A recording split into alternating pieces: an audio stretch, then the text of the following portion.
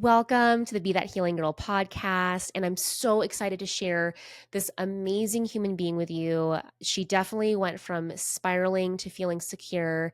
And I can't wait to introduce you to her. And also, just a little trigger warning that there's going to be a mention around food and mindset around that. And so, if that feels really sensitive to you, just be aware that that's going to be in the conversation and keep yourself safe. And here we go.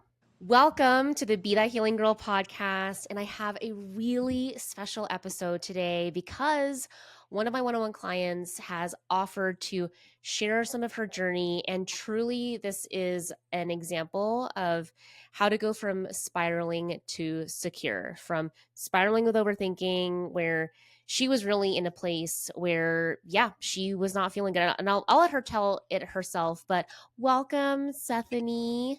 Oh Hi. my gosh, so cute. And I'm just really excited to have you here because one thing that we were even talking about and what helped you to say yes to coming on is just around you heard another client of mine come on here, and one of the things that I really know helps, especially with high achieving women who are, I mean, you're a nurse, you are in the army, you literally have two careers that are combined into one that's going on. And so, let's start with, tell us about you. Who are you? What do you do? I'm a nurse and, like I said, in the military, and I like being outside. I like gardening, sports. I was an athlete my entire life. So, like you said, high achiever. And yeah, Well, I don't know. It's hard to talk about yourself. said like a true person that also has probably been taught and conditioned to stay really humble and to not brag about yourself. But I mean, you've got some letters behind your name, and yeah, you're in the army, and so I just want to say, too, one of the most amazing things about how I knew that you were on a path to healing and that you were going to have incredible results was, tell me where you were when you decided to jump into one-on-one coaching. I was in the middle of a deployment overseas. Had been there about 6 months or so, and I knew going in, like you set goals for yourself, like to keep yourself sane when you go on a deployment. And one of my goals was to take time and to better myself.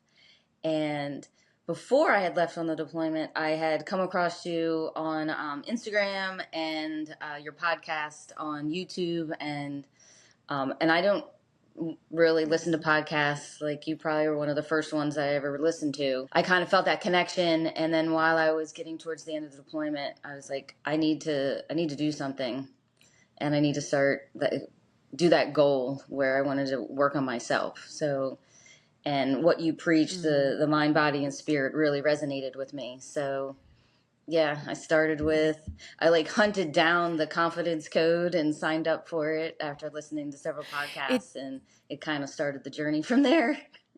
I think you asked me, like, where did I find it? I was like, I'm a clicker. I'll find stuff. I'm a good researcher. It's so true. You are a mad clicker, where I actually don't talk about the confidence code as much anymore because the Healing Girl Gang's such a big kind of project. But this is before the Healing Girl Gang. You found my self-study course, which is all of the components of one-on-one coaching, which I found really interesting because you were doing all the pieces and the pillars that I teach in one-on-one coaching, but you still felt like you needed some support. So let's rewind to that point. So what were you thinking? What were you feeling? What were you experiencing that said, you know what, this self-study is great, but like, I need Claire. Like, what got you to that point? Where were you? I went through the self-study guide, and I was learning about, like, the childhood wounds, the persona and the mask and all those things, but I was like, I just needed to go deeper. And I know in one of your podcasts you had talked about, like, digging the well versus like little potholes everywhere. Like, you really need to, I think I slowly, like, was scratching the surface, and I just knew I was ready to go deeper. You'd reached out and you were like, about one-on-one coaching, and I was like, yes, like, I definitely wanted to. I was actually going to wait till I got home, but it just so happened to work out. Like, I was able to start it while I was still over there, and everything started to click and make sense. I just needed that extra guidance and depth to learning Yeah. about myself and healing. It helped me really start to heal. Yeah, I mean, you were already doing so great, and when you were doing the self-study, I just felt like, "Hey, are you okay?" And it just seemed like the right decision to make for you to go into one-on-one because yeah, you're right. You were scratching the surface and like truly, I will say, and you've experienced this too, like the self-study course, the confidence code, good, right? You were able to make some progress, but at the end of the day, like you really needed some more support. So, walk me through what was going on in your head. How did you feel about your relationship? How did you feel about yourself at that point? Everything was like a trigger. Any little thing would set me off into this overthinking, spiraling, like you call it, like the washing machine. Like it's so true. You can't get out of your own thoughts. They're not good thoughts. They're all negative, and you're literally well, me for myself, doom scrolling in my head, just like Mhm. what negative thing is possibly going to happen. He doesn't like me. Oh my god, I just screwed up. I just did this. I just did that. Like it was all sorts of negative stuff, and to where I had seen, I was like, I did that in all my other like relationships, and where you like you're self-sabotaging it, and you're creating the negative story to actually happen. And it's not even real, but you make it real. I was exhausted. I mean, besides being on the deployment, like just mentally and physically, it was just like, I can't do this anymore. I know it's me. I'm the contributing factor to all these relationships that I've been in that haven't worked. I need to work on myself. Even if it doesn't work out with the guy that I'm dating right now, like this is for me. And you Ooh, helped me. Yeah. That I was got strong. chills. Yeah. It really helped me connect things from my childhood, and I was just like, all these little light bulbs started going off in my head, like, oh my god, yes, I'm bringing that to there. Oh my god, I'm doing what my mom did. Like it was just mind-blowing. One thing that I want to say too is that you're very self-aware, Stephanie, which is always so mind-blowing to me, to the women that come into my practice, especially one-on-one, is that like this is like nothing new to you, meaning like how like you've done therapy and counseling before, right? I think you had said that. Yes, I've done therapy in college. I don't mind saying this. I had an eating disorder in there. Something. I mean, like you said, like I lied through my teeth. Like it. I mean, she was Mhm. making sense to me, but I didn't want to look wrong. I didn't want to make mistakes, so I would just be like yes sir to death. And I knew it Yeah. wasn't really hitting home. But she did say one thing. I was stuffing down my feelings by overeating and then purging, Mhm. letting it out. I've done a lot of like breath work and yoga. I was a massage therapist before I was a nurse. So I've Yeah. done tried to do a lot of work on myself, but just connecting the dots, like you had said, they were all out there, and now I'm starting to connect them. Yeah, for sure. I mean, also you'd done like other work. I think you were also like had done some Reiki. Like you Hmm. had a great level of self-awareness and then it just wasn't working, right? Like you needed the other extra little layer of support for sure. Hmm. And like at that point, so you're overseas also, which was so Hmm. impressive too, because I think you're right. The Healing Girl Gang had started. You were doing the confidence code, you were doing one-on-one, you were doing the Healing Girl Gang, but like that, yes, you work hard, but also like what were you facing? Like what were you actually looking at if things didn't change for you? Like what would have happened if you hadn't done this work? Let's just go there. I think I would have driven myself crazy and him, and it would have ended. Would you also say, because I mean, I know this, but just for the people that don't know, would you say that he was like overall a pretty good dude? Pretty good, right? Yeah. Oh, yeah. Overall, he was a great guy. Right. And then it's like these little things. I think you even told me, we don't have to go into the whole thing, but there was something that happened at the gym and like a little misunderstanding. And like, where do you think you would be if you hadn't had the support at that point? What do you think would have happened? Probably would have completely like went on attack mode and accused them of all sorts of things, unrealistic things or whatnot. And who wants to be with somebody who's just constantly attacking them and blaming them and putting all the pressure on them to make me secure? Yeah. It's my job, not theirs. What I also love about what you're saying is that it's all of our jobs and responsibilities to give ourselves the love first, right? And I just want to make a really clear distinction that being in partnership, I mean, yes, like we were supposed to be nice to each other. We were supposed to be kind, be nice. And what I love about what has really accelerated for you was you're just so massively committed to taking responsibility for your experience and for how you show up. And that's what's made the biggest difference. And I keep thinking about that one gym experience because looking back, it was very innocuous, but for in the moment for you, it felt really big. And so, in that moment of spiral and trigger, and I think this is important because a lot of times we feel so isolated, which is why I make the podcast and why I share so much. But you know, it's like I'm just talking there, everybody's heads off. But tell me, what does really overthinking look like for you? Like in the past, what was making you so exhausted? Like, walk us through that. I would start thinking, he doesn't like me because he didn't do X, Y, and Z. Or and this is repetitive. All of past relationships where I would start like the overthinking. They don't like me. They don't do this, so I need to do X, Y, and Z. I would pre-plan out every single type of scenario in my head, so I had an action plan to do this or do that. Or if I thought I said something and made him upset, then I would over explain. I didn't mean this, that, and the other. It's exhausting on my part and on his part. Yeah.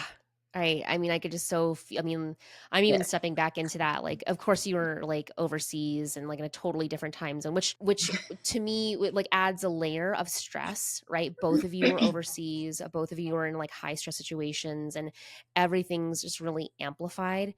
But what I think is so amazing about how you overcame that, besides getting the support, was again like your commitment to that. So we start working together, and I'm curious, like, what part of the process, without giving you know the whole bag away, but what shift really happened for you through working together that has made such a difference? Really getting to the root of the triggers from my childhood, and understanding that it's just in the relationships, in any relationship, actually, because we've talked about this relationship with family members, friends, coworkers, boyfriends, that feeling like I'm not good enough, or I have to be the good girl. I have to please everybody. I have to, yeah, do no wrong, have to be perfect. And I put all that pressure on myself, specifically in the like boyfriend relationships, those kind of things where I have to be perfect because they're not going to like me.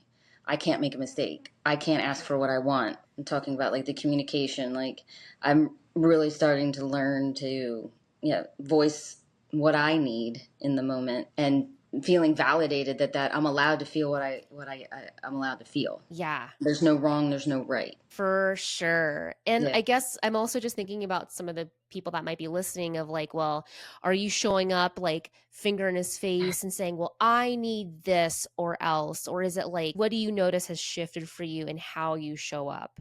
Because I mean, Um, could you relate to that too? Like in the oh yeah, past, or maybe definitely. like, I gotta lay down the law or else. Like, what do you feel is different in how you've gotten to this place of asking for what you need, but from a place of groundedness, from a place of security? Yeah, so it's coming more from a place of like genuine, like, and a calmness in my voice versus like it coming from that overthinking, spiraling, yelling at them, almost like demanding that they do this or else.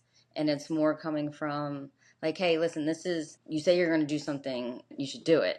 Hmm. Yeah, right. So instead of coming like, well, you didn't do this, it's more like, hey, listen, like, I know you're busy. I know you have all these things going on, but like you said you were going to, call me later and you didn't. I understand. It's just, if you can be a little bit more mindful, like it just coming more of a loving kind of talk Yeah. and tone. What I love what you're sharing is like all we like the basis of what we've been working on is changing um the beingness, like who you're Hmm. being in that Yeah. moment, right? Like who are you Hmm. being in that moment, and where is it coming from? Like, is it coming from a place of fear, which is what the way that you used to do it, Hmm. versus coming from a place of love and connectedness, which actually is what, what makes things better. So we're doing the thing. I mean, also like you're just a rock star, confidence code, one-on-one coaching. Like you show up even when you were overseas, you would like watch the replays of the Healing Girl Gang. You're asking questions. Like you had zero excuse. And I actually have to say, Stephanie, that's why you have such incredible results, which we'll talk about in a second. But like your radical commitment to show up and not albeit was the pressure to be perfect in the showing up, or like tell me about like why you showed up the way that you did. When I choose to do something, I'm kind of like all in. And I know I was at the point to where I needed to be committed to myself 100%. I needed to heal and I was ready to heal. Mm-hmm. Took all the steps, and it felt good, like showing up and learning all these things. Yeah. And it was kind of like, I don't want to say like rock bottom, but I was ready to heal, and I was like, you know what, I'm all in. Right. Right. We'll Right. talk to you in the truck at midnight. Totally. Right, with like a headlamp. I mean, swear to Yeah. you, y'all. I mean, she was so committed, and like where you're at now speaks for your results. Like, Hmm. I mean, I say this to clients like when they are initially starting, like I am good. Like that's not just like that is a flex. What I Hmm. teach works, how I do it works. It's just you can look on the highlights, like my testimonials and like how clients feel. It stands for itself. But what I'm not in control of is you. Like, Yeah. right, like you showed up and you went in. I want to like half ass is one way. You went in full ass. Like you went in all both cheeks in. Hmm. So I want to talk about two things to where you're at now. So you were spiraling, overthinking, like it was affecting your day to day, right? Like Hmm. could you did you when you were overthinking, like could you feel like you could focus at work? Like what was that? How did it Oh, impact you? of spiraling. Like, so my overthinking, what, yeah, you had like, it's like an anxiety attack. You're Yeah. physically, I was just like, oh my God, like, I need to fix it now, now, now. Like, there was no, couldn't think of anything else. But luckily, like, I didn't have many of those moments. But when they Yeah. were, it was not out of control. I mean, obviously, I controlled myself, but in my head, I was just like, Yeah, about to pop for sure. hmm. For sure. So that was then. Walk me through on a regular basis, tangibly. Like what is life like for you these days? Like walk me through a day in your life of what used to set you off versus now. Yeah. So, I mean, if I didn't get the message back right away, I would freak out. And now I'm sending a message that's a genuine message and without an expectation on a time frame of if I'll get a message back, or Mm, I'm much more calmer. I wanted to be more genuine and show grace, and I'm not controlling, trying to yeah. control the narrative, letting him show up in the way that he shows up for me versus Yeah. trying to make him show up the way I want him to. Yeah. And because everybody's different, everybody shows how they care and love somebody in different ways, and I'm allowing him to be him, Yeah. which I think is a big thing for me. Not trying to manipulate and plan, and because Yeah. I'm good at that. I'm good at control. I'm good. I'm a nurse and in the Hey, military. I think if you're sharing that and there's somebody's listening at this point, like we get it. Like we get Yeah. the control thing. And so like how do you think that's impacted the relationship? Like how do you think he feels and like how do you feel with each other? Like Um, I feel like I'm a safe place for him, that mhm. he can be himself. Because he wears many hats as well, and he has a very stressful life. And that was just one thing is I didn't want to be an added stressor, and I know that that's what I was doing Yeah. prior.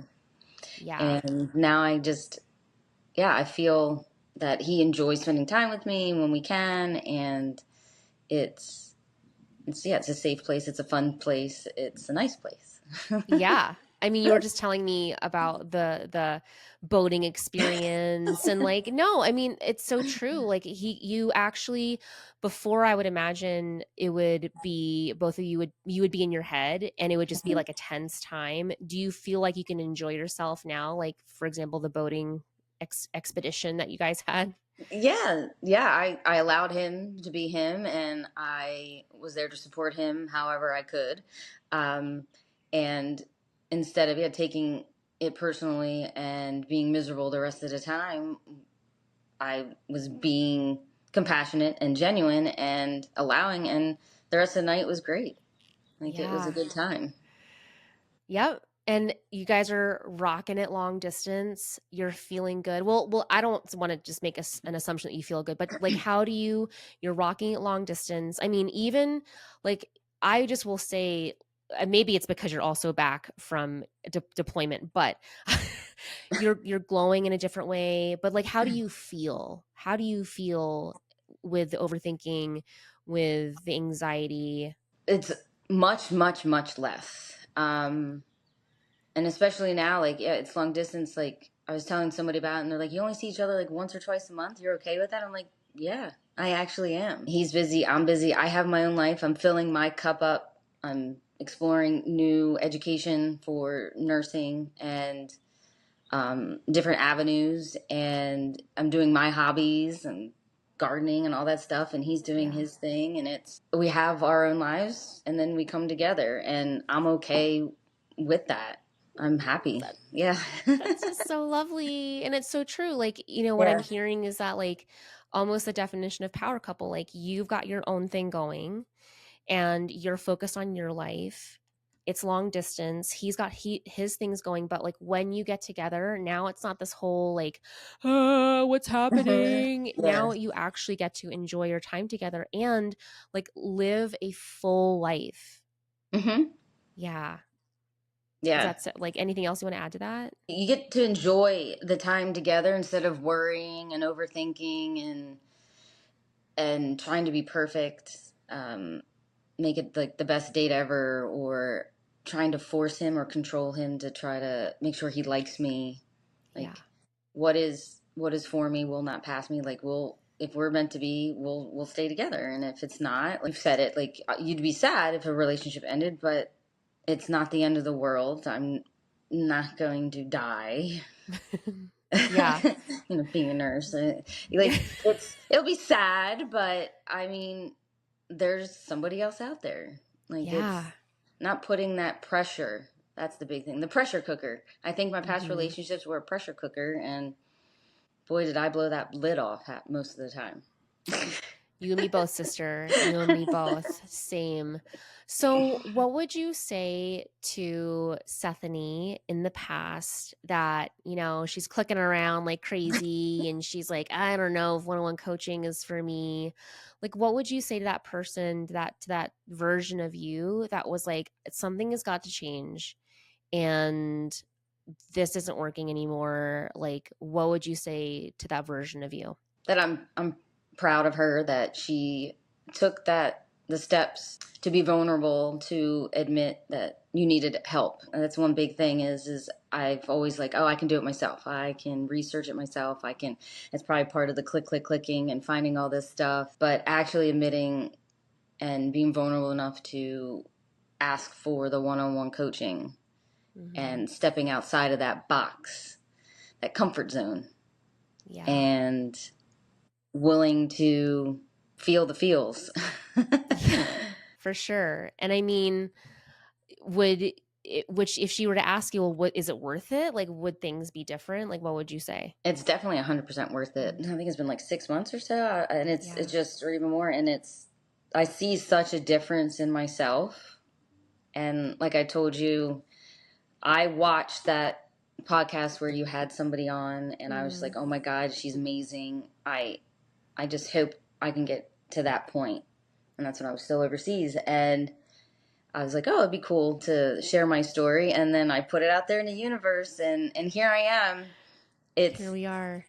you you're not sure when you're in it that you're gonna get to the sweet spot, but if you put the work in, you will.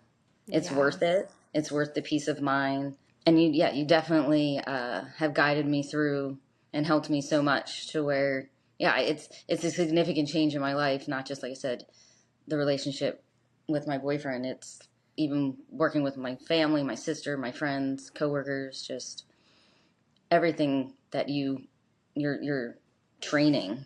You can use it for a lot. Yeah. It's so true. Yeah. Well, Stephanie, thank you so much for sharing so vulnerably. I mean, it's edgy to like just to admit like how rough it is, especially like somebody that's in the military and like continuing nursing. Like, it is not an easy thing to say and share that. So, like, thank you so much from the bottom of my heart. And there's somebody listening right now that is also thanking you from the bottom of their heart for your transparency and also showing the possibility of like what can happen. So, thank you so much, sweetheart. I am this is we create this relationship where like I try and I it's not about making me proud because your success is something that I mean I'm certainly proud of you, but like your success is incredible, and to see you grow in the way that you have and to show up the way that you have and to do the work has been nothing short of Olympic inspiring. Like, to me, you're an Olympian. Like, Huh. seriously, so amazing. So thank you for sharing. And if you are inclined at all, anybody listening, to consider one-on-one coaching, the link is in the show notes in the bio. And yeah, you're worth it. It's not even about me. Like, your success is worth it. All right. Thanks, love. Mwah.